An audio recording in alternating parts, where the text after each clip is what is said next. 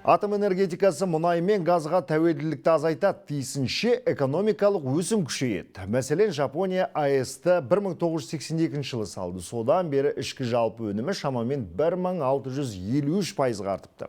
Ауыр өнеркәсіп, химия, көлік құрастыру салалар өркендеді. Үздіксіз үдерісті көрген Еуропа елдерде жапа-тармағай атом саласын дамытуға кіріскен.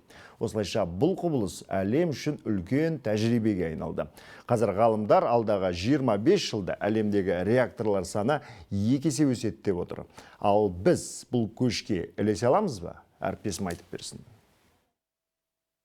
Қазақ сахарасы қаралтынға бай болғанмен оның да сарқылар күні бар. Қазір еліміздің энергия өндірісі дәл осы отынға жартылай тәуелді. Көбін көмірден аламыз. Сондықтан АЭС салуға ертерек қамданбасақ, жұртқа алақан жайып қалуымыз әбден мүмкін дейді сарапшылар. Өзге елдер оны орташа 70 айда салып бітсе, бізге 51 ай жетеді. Себебі техникалық һәм кадрлық базамыз толық. Көбі қазір шетелдерде жұмыс істеп жүр. You have about 20 million people if I'm correct. ақш пен Үндістандағы атом электр станцияларында жұмыс істеп жүрген көп қазақ ғалымдарын танимын. Егер сіздердің елде АЭС салынса, сол білікті кадрларды қайда жинап алуға мүмкіндік бар. Жалпы 20 миллион халқы бар ел үшін атом саласына қатысты кадр дайындау қиын емес. Оқытуға бар жоғы 5 жыл жетеді. Оның үстіне Қытай мен Жапонияның ғалымдары жаңа станцияда жұмыс істеп көргісі келетініне сенімдімін. Бұл түрлі тәжірибені көріп білуге зор мүмкіндік. АЭС кейбір елдер үшін арман, себебі кез келгеннің қалтасы көтере бермейді. Бірақ халықаралық ұйымдар бірнеше мемлекетте атом электр станциясын салу үшін субсидия беруді қарастырып отыр. Өйткені тұрақты әрі таза энергия өндірісін 2050 жылға дейін 2,5%-ға арттыру керек деген бүкіл әлемдік келісім бар. Ол үшін жылына 10 гигаватт энергия өндіретін 26 ірі және 26 шағын АЭС-ті іске қосу қажет. Атомдық энергетиканы қолдаймыз. Бұл мәселе тек тіпті энергетика тапшылықта ғана емес. Атомдық энергетика бұл жаңа технология. Бүкіл адамзат, бүкіл өркениет бұл жолмен дамып келе жатқаннан кейін біз де содан қалмауымыз керек деп білеміз.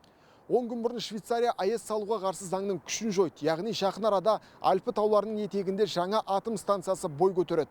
Егер ол экологияға зиян болса, әлем бұл шешімге қарсы шығар еді. Сондықтан АЭС Қазақстан табиғатын құртады деген құр қауесет дейді мамандар. Атом саласында да ол қазір кезде өзінің ренессанс қайта жаңғыру кезеңінен өтіп жатыр. Сол себепті жаңағыдай пайдаланылған отынмен де айналысу жаңағыдай жұмыстарын жасалып жатыр. Осы отынды алып сол жаңа буындағы, 4-ші буындағы жылдам нейтронды реакторларға ары қаратай сол жерде қолданып, сол жердегі жаңағы радиоактивтігін төмендетіп, одан да электр энергиясын өндіру, жылу өндіру мақсатында қазір ондай жұмыстар жасалып жатыр. Қазір әлем бойынша 64 ядролық реактордың құрылысы жүріп жатыр. Көпшілігі Қытайда 30 энергоблок.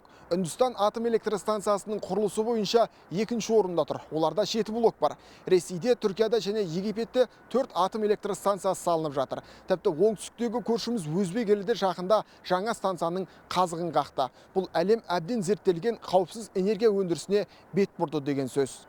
Алтынбек Амит, Әлихан Сатылған, Жібек жолы.